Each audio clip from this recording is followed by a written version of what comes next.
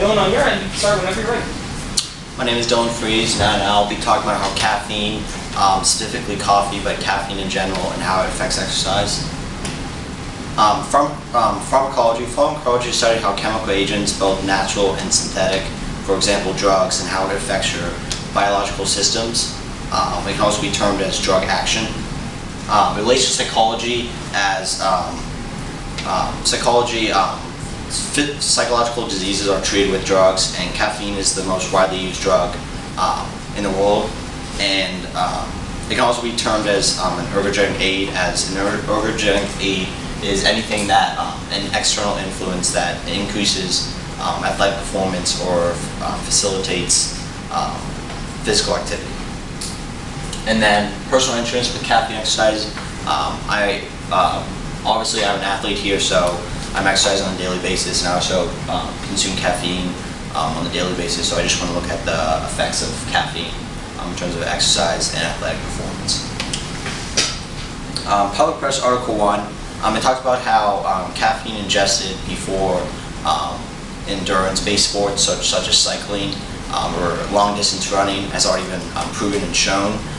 So within this article they discussed how caffeine and its effect on less aerobic activities or stop-and-go sports such as soccer or basketball.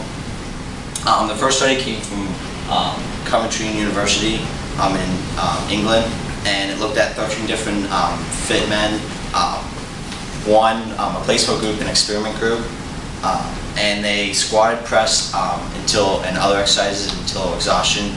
And in the presence of caffeine, they found that it arrived much later in the presence of caffeine, and they were able to exert more effort.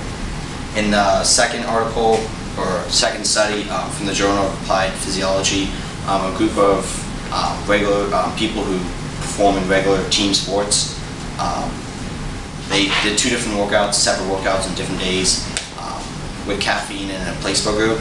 And in the presence of caffeine, they performed 6% much better in terms of athletic performance with a caffeine ingested beforehand. And the last study was from the British Journal of Sports Medicine, and they determined that soccer players dribbled, headed, and kicked the ball more accurately in the presence of caffeine. They did not give a specific caffeine recommendation dosage in terms of beforehand or daily recommendations, but they determined that it fatigue delayed significantly.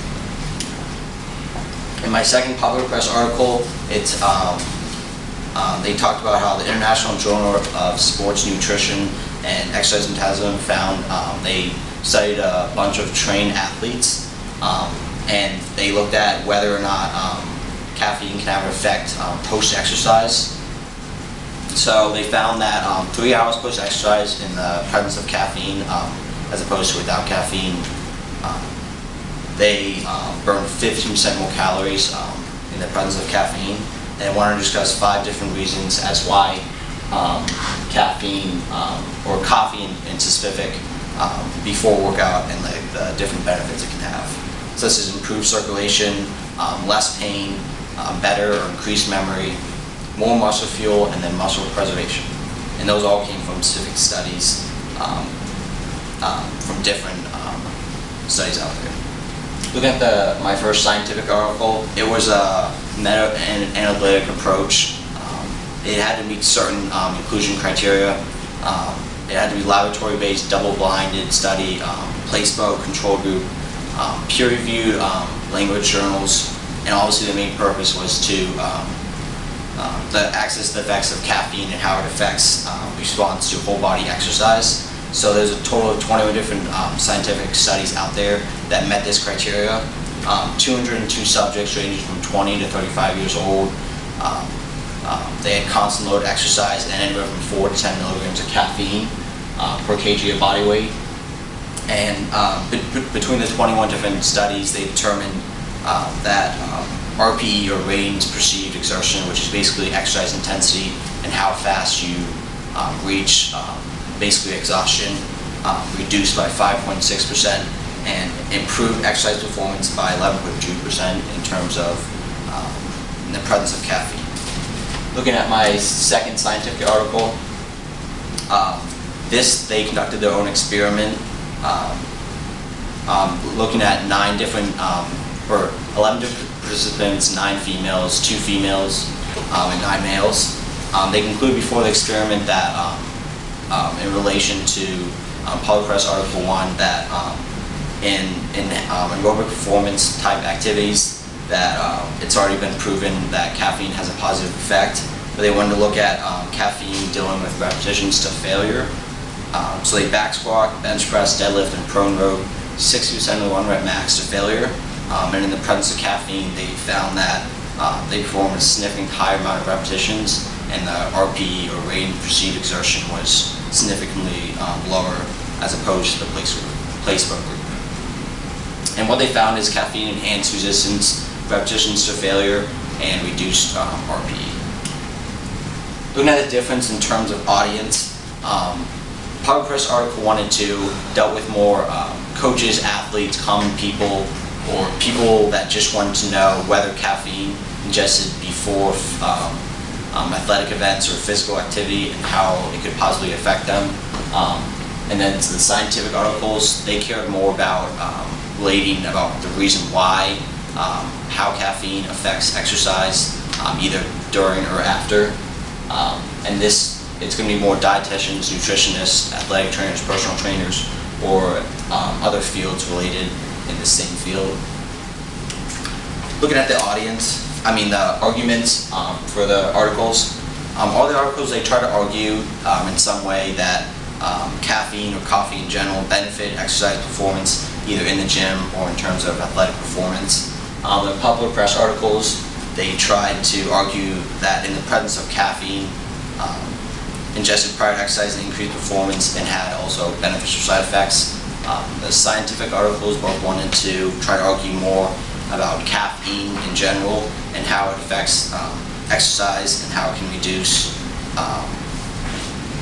RPE.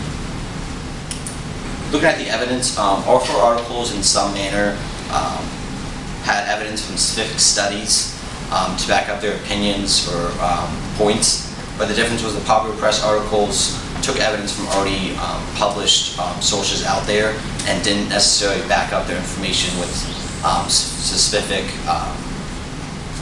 evidence, as opposed to scientific articles, as they had specific studies that, Scientific Article 1, it was a collection of 21 different scientific articles with a lot of information to back up their studies, and then Scientific Article 2, they concluded their own research and showed that.